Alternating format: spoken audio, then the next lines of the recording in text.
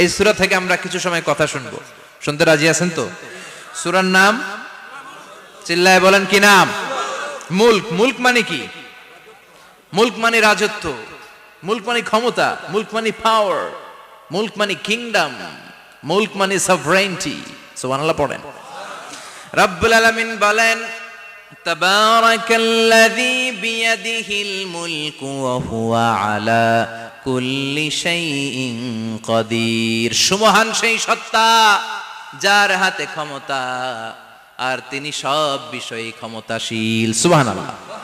তাবারাকাল্লাযী বিয়াদিহিল মুলক, মহামহিম সে সত্তা, সুমহান সে সত্তা, বিয়াদিহিল মুলকু, যার হাতে ক্ষমতা। ক্ষমতা কার হাতে? চিৎকার করে বলতে হবে, কার হাতে? নাকি আমাদের হাতে, না সরকারের হাতে, পুলিশের হাতে, র্যাবের হাতে, মাশরাফির হাতে, হিরো আলমের হাতে? ক্ষমতা কার হাতে? ক্ষমতা শুধুমাত্র একজনের হাতে। চিল্লায় বলেন তিনি কে? আল্লাহর হাতে ক্ষমতা, আর তিনি হচ্ছেন সকল ক্ষমতার উৎস, centre of the all powers. সব ক্ষমতার উৎস কে? নাকি জনগণ? আমরা কিন্তু এটাই শিখি, এদেশে আমাদেরকে রাষ্ট্রীয়ভাবে শিখানো হয়, এটা রাষ্ট্রীয় কুফরি। সকল ক্ষমতার উৎস জনগণ নয়, সকল ক্ষমতার উৎস কে? উনি ক্ষমতার উৎস, তিনি ক্ষমতাশীল, মহা ক্ষমতাধর, তার ক্ষমতার সাথে কারো তুলনা হয় না। আমাদের কি ক্ষমতা আছে? কথা বলেন।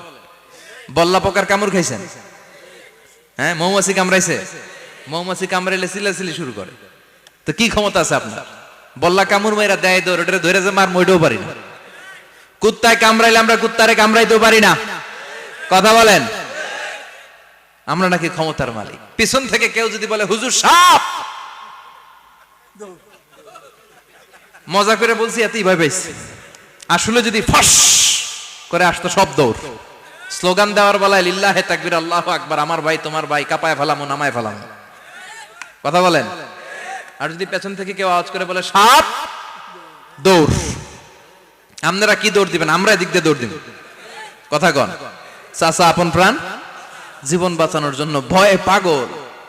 সাপ লাগবে না, ভাওয়া ব্যাং চিনেন? মাইথার দিয়ে নাই বোধহয়। আছে আছে। কি করে? খালি লাফায়। 10টা ভাওয়া ব্যাং যদি ছেড়ে দেওয়া হয়, স্টেজে 2টা আর বাকি 8টা এদিকে, ভাওয়া ব্যাং আর কি লাভ দিবে? এরসে লাফালাফি শুরু করবো আমরা। কথা বলেন। আর আমরা দাবি করি আমরা ক্ষমতার উৎস। কোনো ক্ষমতা নাই। একবার ডায়রিয়া হলে 3বার টয়লেটে গেলে আর চেহারার দিকে তাকানো যায় না। কারে মাফ করে দে, আই মরে যাইও, আই হাইতান ন, আছে না নাই? তো পারবেন না কেন? আপনি না ক্ষমতার উৎস, আপনি না ক্ষমতার উৎস। আরে আপনার তো কোনোই ক্ষমতা নাই। খুলিকাল ইনসানু দাঈফা, মানুষকে দুর্বল থেকে দুর্বল করে তৈরি করেছে কে? এজন্য রব্বুল আলামিন বলেন তাবারাকাল্লাযী বিয়াদিহিল মুলকু ওয়া হুয়া আলা কুল্লি শাইইন কাদির। সুমহান সেই সত্তা যার হাতে ক্ষমতা। চিল্লায় বলেন ক্ষমতা কার হাতে? আমাদের হাতে কোনো ক্ষমতা নাই। আমরা হলাম দুর্বল। আমরা কি? দুর্বলের ঘরের দুর্বল। আমরা যখন জন্মেছিলাম দুর্বল। আমার ছোট্ট একটা মেয়ে আছে, আমি অবাক হয়ে থাকি যে আমিও তাইলে ছোটবেলায় এরকম ছিলাম। না খাওয়ালে খেতে পারে না, পেশাব পায়খানা করে, ঘর নষ্ট করে, বমি করে, দাঁড়াতে পারে না, শুইতে পারে না, লালা পড়তে থাকে, ক্লিন করতে হয়, সব সময় তাকে সার্ভ করতে হয়। কি দুর্বল ছিলাম আমরা। ওই দুর্বলতা থেকে যৌবনের সাময়িক একটা সময় পাই রক্ত গরম। এরকম রক্ত গরম তোমার আগে ছিল না। আগে তুমি দুর্বল ছিলা। তুমি শুধু দুর্বল না, তুমি দুর্বলের ঘরের দুর্বল। আমাদের 14 পুরুষ দুর্বল। চিল্লায় বলেন ঠিক কিনা? কি ক্ষমতা আমাদের?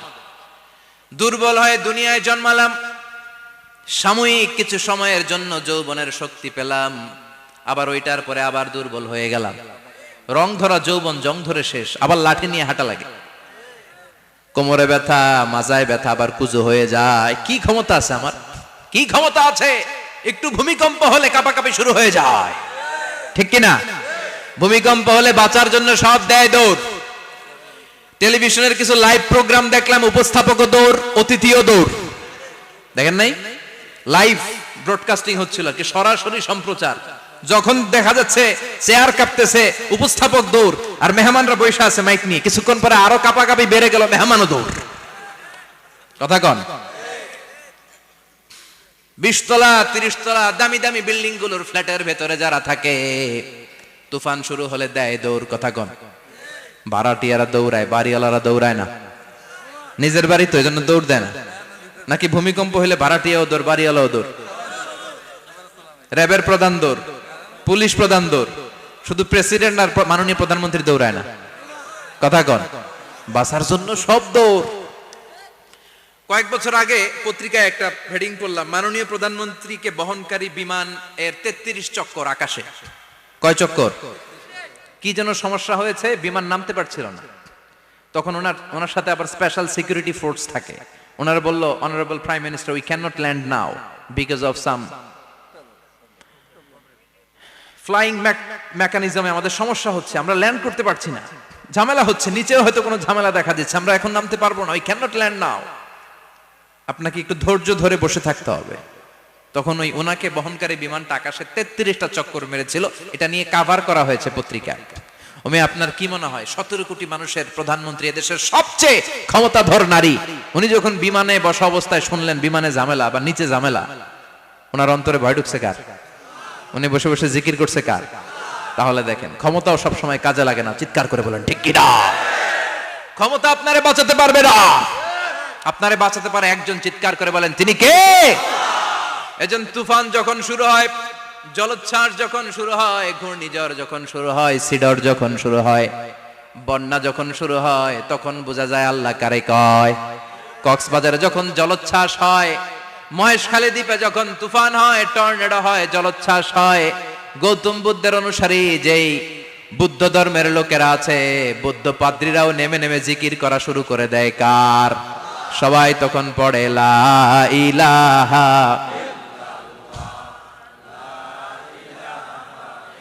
লা ইলাহা ইল্লাল্লাহু মুহাম্মাদুর রাসূলুল্লাহ সাল্লাল্লাহু আলাইহি ওয়াসাল্লাম। বিপদে পড়লে বোঝা যায় আল্লাহ কারে কয়।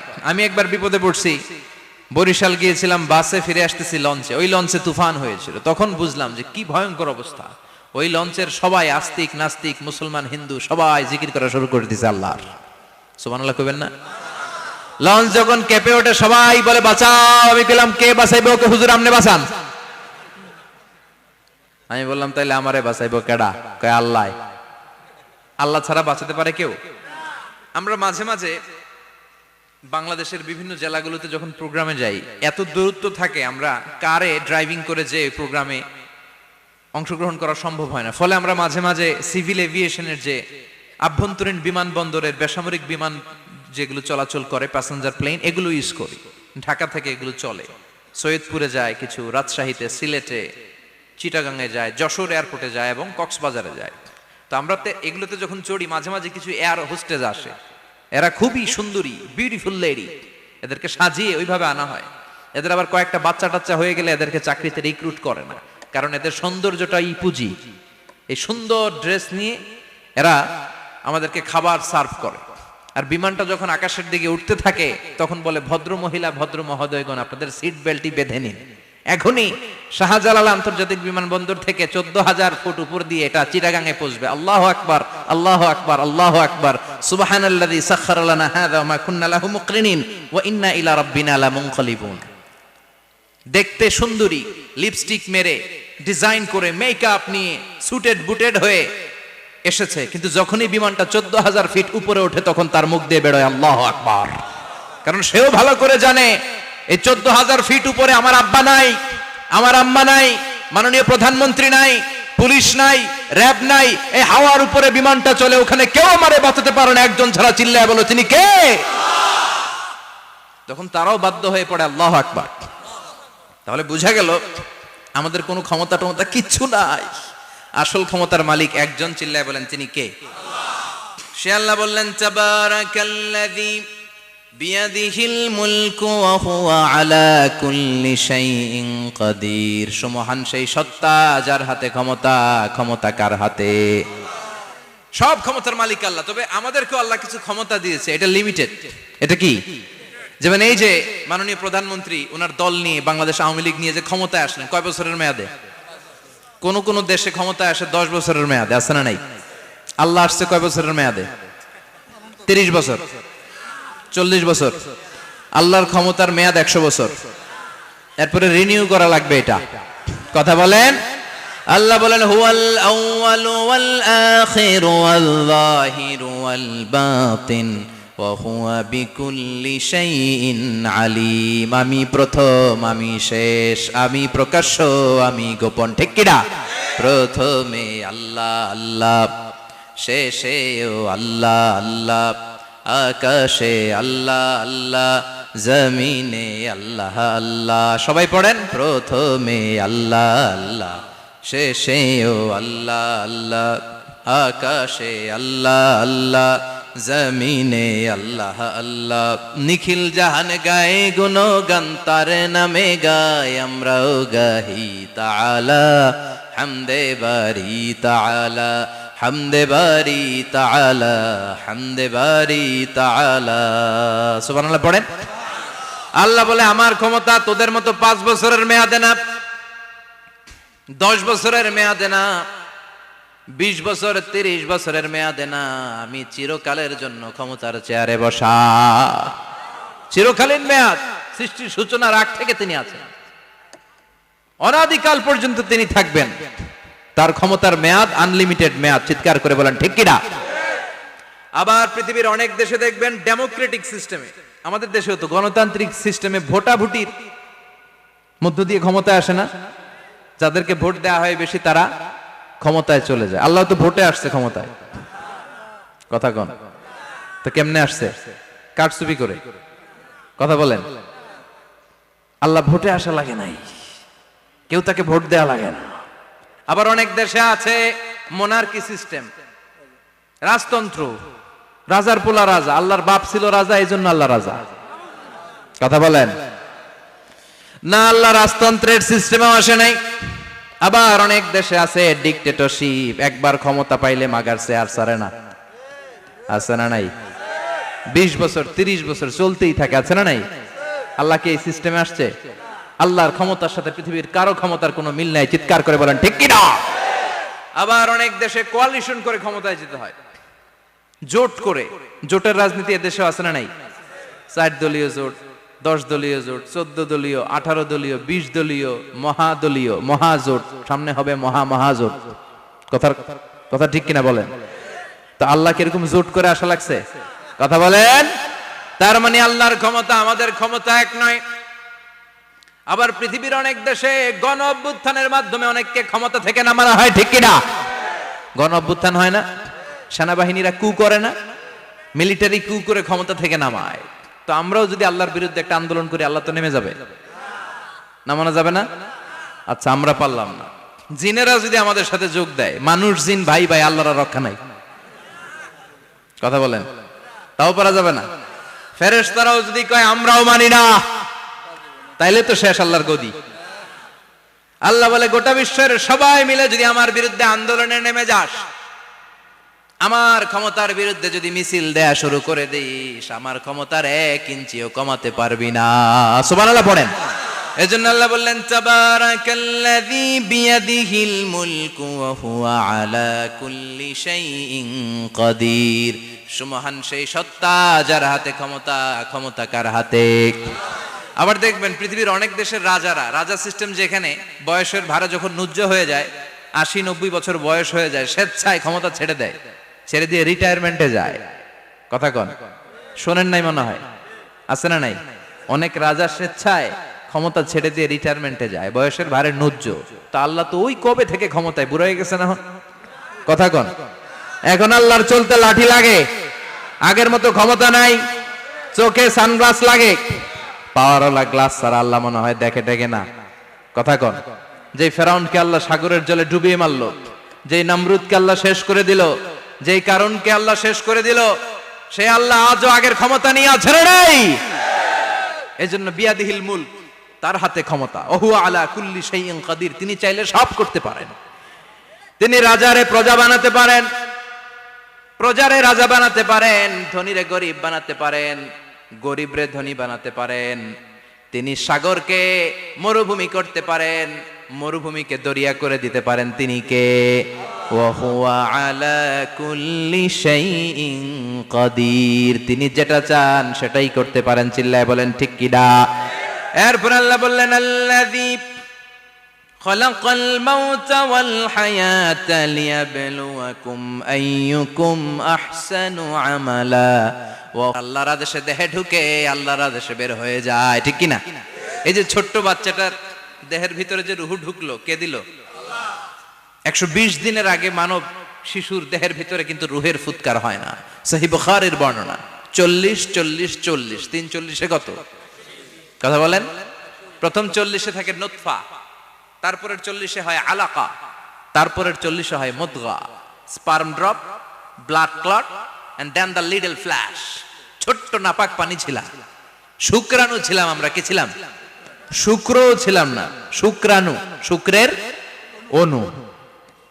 এক ফোঁটা শুক্রের মধ্যে 20 কোটি অণু থাকে, ওই 20 কোটির একটা ছিলাম আমি আর আপনি। সুবহানাল্লাহ বাড়িতে গিয়ে বলেন। ডিম্ব আমরা ছিলাম না, আমরা ছিলাম ডিম্বাণু। ডিম্বের এই ডিম্বাণু আর শুক্রাণু দুইটা মিলে আল্লাহ আমাদেরকে বানায় ফেললেন জাইগট, সেখান থেকে এমব্রয়ো, তারপরে আস্তে আস্তে ইনিশিয়াল স্টেজগুলো শেষে একটার পর একটা স্টেজ পার করে তিনি আমাদেরকে বানালেন আলাকা, সেখান থেকে মুদগা, আমাদের দেহের ভেতরে তিনি স্কেলিটন ভরে দিলেন, কঙ্কাল, মাথার স্কাল দিলেন, খুলি দিলেন, নাক কান গলা দিলেন, আমার রেসপিরেটরি সিস্টেম চালু করে দিলেন। কত ছোট ছিলাম আমি, ক্ষুদ্র ছিলাম আমি। ফালয়ানযুরিল ইনসানু মিম্মা খুলিকা, খুলিকা মিম্মা ইন দাফিক। মানুষের উচিত তার সৃষ্টি প্রক্রিয়ার দিকে নজর করে তাকানো।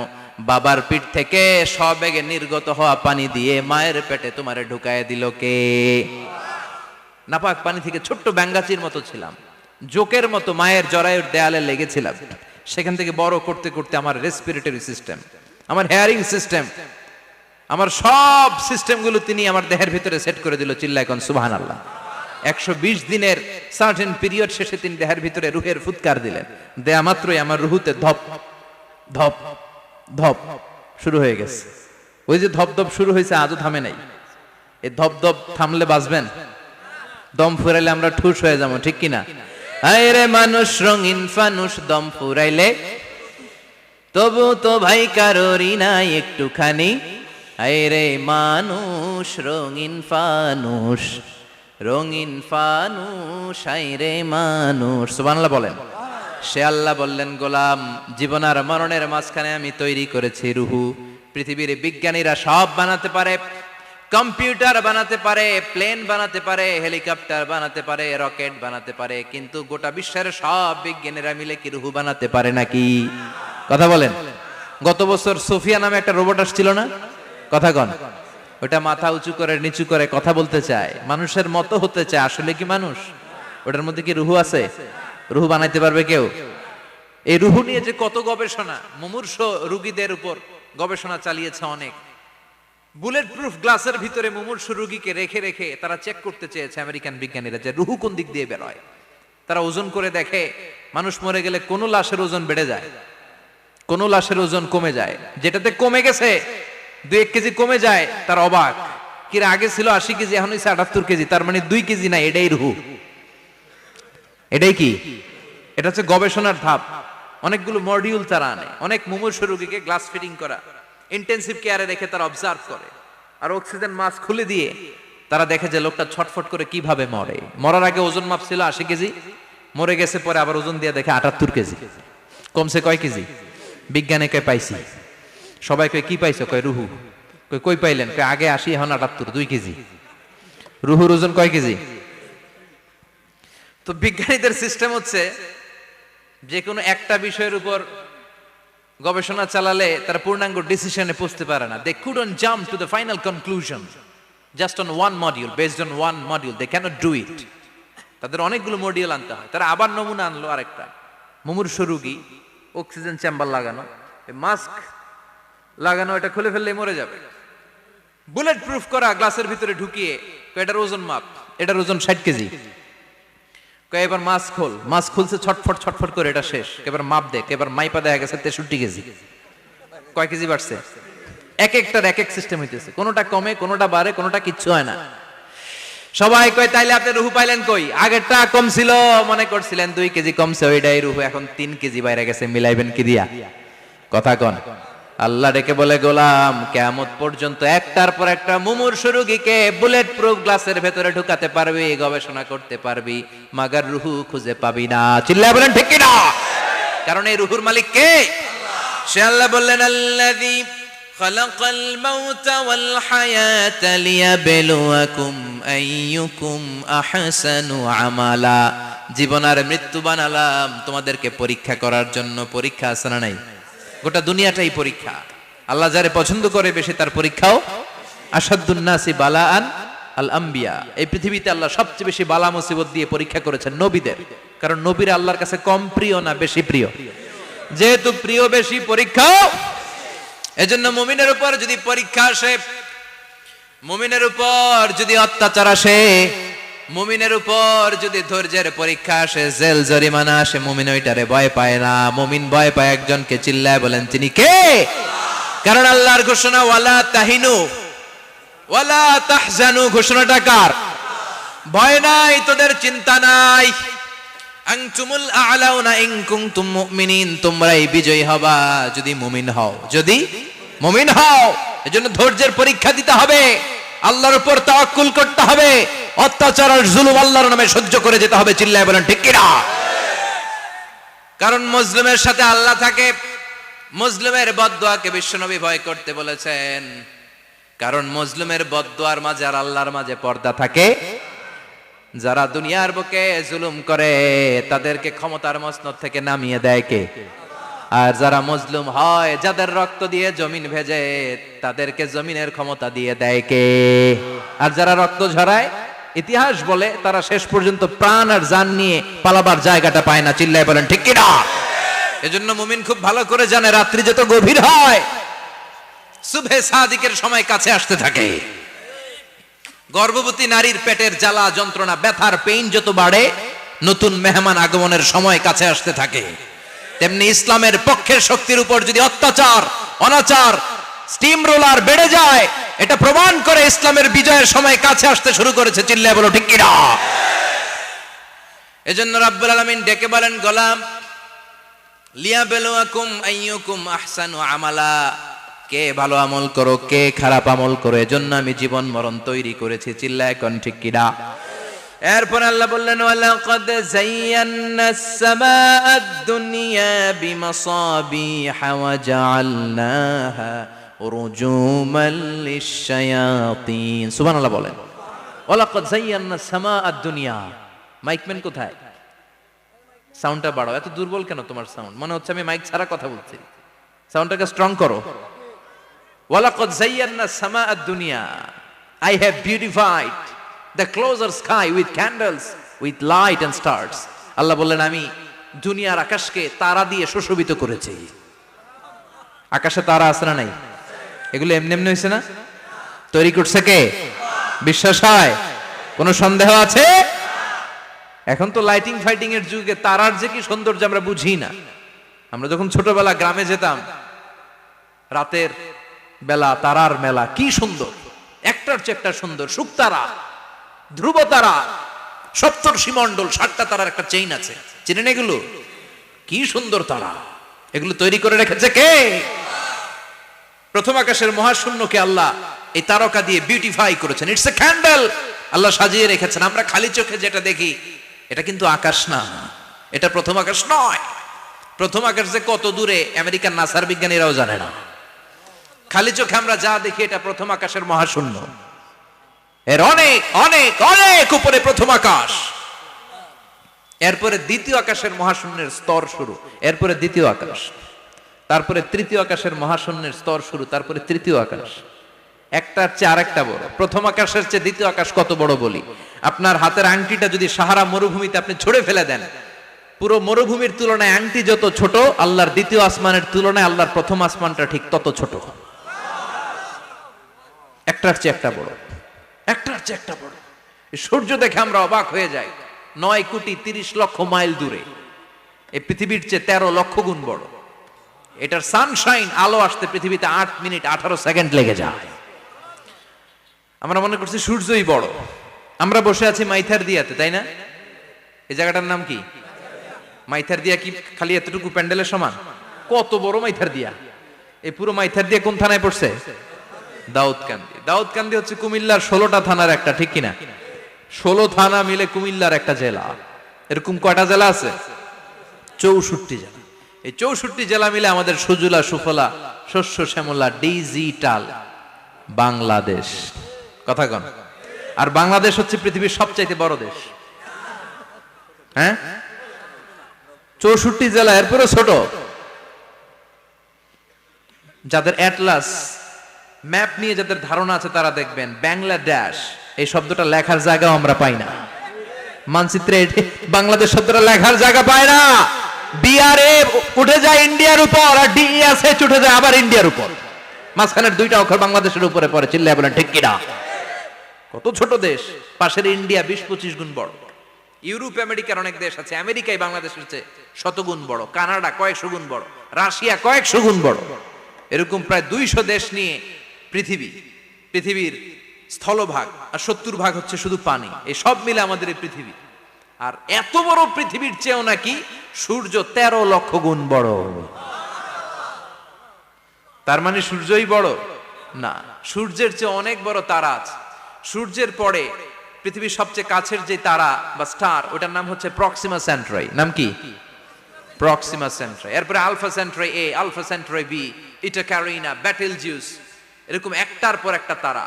যেই সূর্য পৃথিবীর চেয়ে 13 লক্ষ গুণ বড়, বেটেলজিউস নামে একটা তারা আছে, ওটা সূর্যের চেয়ে 33 কোটি গুণ বড়। তার মানে কি বেটেলজিউসই সবচেয়ে বড় না? ছোট্ট একটা তারা। এই বেটেলজিউসটা খেয়ে ফেলাইতে পারে এরকম 1000 কোটি গুণ বড় সাইজের তারা আছে না নাই? এরকম কয়েক বিলিয়ন তারা নিয়ে আমাদের গ্যালাক্সি গঠিত। আমাদের গ্যালাক্সি, এটার নাম মিল্কি ওয়ে। এটার নাম কি? আমাদের গ্যালাক্সি। এই গ্যালাক্সিতে আমাদের অবস্থান। এরকম কত হাজার কোটি গ্যালাক্সি আছে আমেরিকার নাসার বিজ্ঞানীরাও জানে না। আমাদের গ্যালাক্সির সবচেয়ে কাছের যে গ্যালাক্সি, ওই গ্যালাক্সিটার নাম হচ্ছে অ্যান্ড্রোমেডা। কি নাম? অ্যান্ড্রোমেডা। আমাদের গ্যালাক্সি থেকে কেউ যদি কাছের গ্যালাক্সি অ্যান্ড্রোমেডাতে যেতে চায়, তার 2.5 মিলিয়ন লাইট ইয়ার্স সময় লেগে যাবে। কথাটা কঠিন হয়ে গেছে, আমি ভেঙে বলি, তারপরে সুবহানাল্লাহ কইবেন। আমাদের গ্যালাক্সির নাম মিল্কি ওয়ে। মিল্কি ওয়ে থেকে যদি কেউ অ্যান্ড্রোমেডাতে যেতে যায়, কত সময় লাগবে? 2.5 million light year. Light year মানে আলোকবর্ষ। আলোর গতিতে যদি ছোটা যায়, 2.5 মিলিয়ন মানে হচ্ছে প্রায় 25 লক্ষ। তাহলে পৃথিবীতে সবচেয়ে দ্রুতগামী যে বিষয়টা আবিষ্কৃত হয়েছে সেটা হচ্ছে আলো। এই যে লাইট মারলে যে ছোটে, এই লাইট প্রতি সেকেন্ডে 1,86,000 মাইল বেগে ছুটতে পারে। 1 মিনিটে না, 1 ঘন্টা না, 1 মিনিটে না, 1 সেকেন্ডে আলো চলে যায় কয় mile? 1,86,000। Could you imagine that? আপনি কল্পনা করতে পারেন? হয়তো মাথা নাড়াইতেছেন। এটা কি কল্পনা করা যাবে? আমার তো তার ছিঁড়ে যাচ্ছে। 1 সেকেন্ডে নাকি আলো ছুটে 1,86,000 মাইল বেগে। 1 সেকেন্ড শব্দ কইতে তো 2 সেকেন্ড লাগে। কথা কোন? এর মধ্যে আলো চলে গেছে 1,86,000 মাইল। তো কোন রকেট যদি আপনি পান, যে রকেট দিয়ে সেকেন্ডে 1,86,000 মাইল বেগে রকেটটা ছুটবে প্রতি সেকেন্ডে, খেয়াল করেন, ঘন্টায় না, মিনিটে না, কিসে? সেকেন্ডে। যে রকেটটা সেকেন্ডে 1,86,000 মাইল বেগে ছুটবে, ওই রকেটটা দিয়ে আমাদের গ্যালাক্সি থেকে আমাদের পাশের গ্যালাক্সি অ্যান্ড্রোমেডাতে পৌঁছতে আপনার 25 লক্ষ বছর লেগে যাবে। সুবহানাল্লাহ বাড়িতে গিয়ে বললেন। এরকম বিশাল বিশাল তারা দিয়ে আমাদের আকাশটারে বিউটিফাই করেছে কে? এজন্য আল্লাহ বললেন, ওয়ালাকাদ যায়্যানাস সামাআদ দুনিয়া বিমাসাবিহা ওয়া জাআলনাহা রুজুমাল লিশ-শায়াতিন। আমি এই দুনিয়ার আকাশটারে সুন্দর সুন্দর তারকারাজি লাইটের মতো সেটিং করে সুশোভিত করেছি। আবার এই তারকা দিয়ে আমি শয়তানদেরকে প্রহারও করেছি। সুবহানাল্লাহ। শয়তানদেরকে আল্লাহ তারা মেরে আঘাত করে। সুবহানাল্লাহ বলে। এরপরে এই সূরার প্রথম রুকুর শেষে আল্লাহ বললেন, ওয়াসিররু কাওলাকুম আও ইজহারু বিহি ইন্নাহু আলিমুম বিযাতিস সুদূর আলা ইয়ালামু মান খালাকা ওয়া হুয়াল লাতীফুল খাবীর। আল্লাহ বললেন, ওয়াসিররু কাওলাকুম, তোমরা যদি গোপনে কথা বলো, আও ইজহারু বিহি, কিংবা স্পষ্ট করে বলো, সব শোনে কে? আপনি যেমনি বলেন শুনবে কে? বলেনই নাই, শুধু মনে মনে ভাবছেন, শুনবে কে? সুবহানাল্লাহ কইবেন না?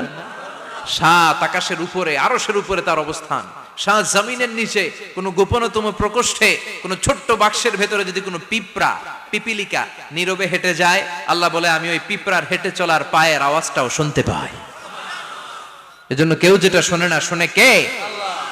এরপর আল্লাহ বললেন হুয়াল্লাযী জাআলা লাকুমুল আরদা যালুলান ফামশু ফি মানাকিবিহা ওয়া কুলু মির রিজকি ওয়া ইলাইহিন নুশুর। সুবহানাল্লাহ বলেন। আল্লাহ ডেকে বললেন গোলাম তোমাদের জন্য জমিনটারে আমি বিছানা বানিয়েছি। আল্লাযী জাআলা লাকুমুল আরদা ফিরাশা, জমিনটারে বিছানা বানিয়েছে কে? এই বিছানার মতো সমতল জমিন দিয়ে তোমরা হেঁটে বেড়াও, চলে বেড়াও, হেলে দুলে পড়ার সুযোগ নাই, ঠিক কিনা? এই যে মাইথার দিয়ে আজকের যে ময়দান, এটা যদি বিছানার মতো সমান না হইতো বসতে পারতেন? কথা কন। এই ময়দানের প্যান্ডেলের এদিক দিয়ে উঁচা, এদিক দিয়ে গর্ত, এদিক দিয়ে নিচা, এদিক দিয়ে খাড়া, কেমন হইতো? কথা কন। কেউ আমারে দেখতো, কেউ দেখতো না, কেউ দাঁড়াইয়া, কেউ বৈশা, আছে না নাই? কিন্তু জমিনটারে সমতল বানালো কে? আপনি যদি বিমান থেকে যদি আপনি দেখেন, বিমানের গ্লাস দিয়ে, জানলা দিয়ে যদি আপনি নিচের দিকে তাকান, আপনি দেখবেন মনে হবে পুরো জমিনটাকে আল্লাহ সবুজ কার্পেট দিয়ে কার্পেটিং করে রেখেছে। এই সৌন্দর্য দিয়েছে কে? আবার রব্বুল আলামিন বলেন জমিনটারে সমান দেখে, কার্পেটিং দেখে মনে করো না তোমরা বেঁচে গিয়েছো। আমার দেয়া বিধান আমার জমিনে যদি কায়েম করতে না পারো, এই কার্পেটিং করা জমিনের ভেতরে আযাব আছে না নাই? এই পুরো জমিনের ভেতরে আছে আগুন আর আগুন। আগ্নেয়গিরির অগ্নুৎপাত জ্বালামুখে বিস্ফোরণ করে দিয়ে গোটা বিশ্বটারে মুহূর্তে মেসাকার করে দিতে পারে কে? এজন্য আল্লাহ ডেকে বললেন গোলাম আমিনতুম মান ফিস সামাই আন ইয়াখসিফা বিকুমুল আরদা ফাইযা হিয়া তামুর। তোমরা কি ভেবেছো নাকি বেঁচে যাবা? আমি চাইলেই পুরো জমিনটারে কাঁপিয়ে দিতে পারি। আন ইয়াখসিফা বিকুমুল আরদ, খাসাফ মানে ল্যান্ডস্লাইড। খাসাফ মানে কি? ল্যান্ডস্লাইড, ভূমিধস, ভূকম্পন, আর্থকোয়েক, আছে না নাই? বাংলাদেশে তো ভূমিকম্প হয় না, না? টের পাইছেন? মাঝে মাঝে মাঝরাতে হয় না? 3টার দিকে নিজেই দৌড় দিব না বাচ্চারা লইয়া দৌড় দিব, লুঙ্গি পইরা দৌড় দিব না লুঙ্গি ছাড়া দৌড়াবো? কথা কর। এই ভূমিকম্প আছে না নাই? আল্লাহ বলে মনে করো না জমিনটা সমতল, কার্পেটিং করে দিয়েছি, এই কার্পেটিং এর ভিতরেও আগুনের দলা আছে না নাই? আবার আল্লাহ বললেন আমিনতুম মান ফিস সামাই আন ইউরসিলা আলাইকুম হাসিবা। নিচে যেমনি কার্পেটিং করা জমিনের ভেতরে অগ্নুৎপাত রেখে দিয়েছি, মাথার উপর থেকে আযাব দেওয়ার সুযোগ আছে না নাই? চাইলে আল্লাহ অগ্নি বৃষ্টি দিতে পারে, আগুন বৃষ্টি দিতে পারে, ঠান্ডার বজ্রপাত দিতে পারে। আপনারা লূত আলাইহিস সালামের কওমের নাম শুনেছেন? তারা হোমোসেক্সুয়ালিটি, সমকামিতা করত। ফলে আল্লাহ তাআলা বিশাল এক চিৎকার মেরে সাইয়েদনা জিবরাইলের মাধ্যমে পুরো জমিনটারে শেষ করে দিলেন। ফাজআলনা আলিয়াহা সাফিলাহা ওয়া আমতারনা আলাইহিম হিজারাতাম মিন সিজিল। তাদের অপকর্মের কারণে জর্ডানের ওই এলাকাটাকে আল্লাহ বললেন জিবরাইল এলাকাটারে হাতে তুলে নে, আকাশের উপরে তুলে পুরো এলাকা সহ মানুষ সহ জমিনের মধ্যে গেড়ে দে। জমিনের নিচের মাটি উপরে নিয়ে গেল কে? উপরের মাটি নিচে নিয়ে গেল কে? পুরো জায়গাটা এখন ডেড সি হয়ে গেছে। কি সি? ডেড সি নাম শুনেন নাই বোধহয়? আজকে শুনে রাখেন, এটারে বলে মৃত সাগর।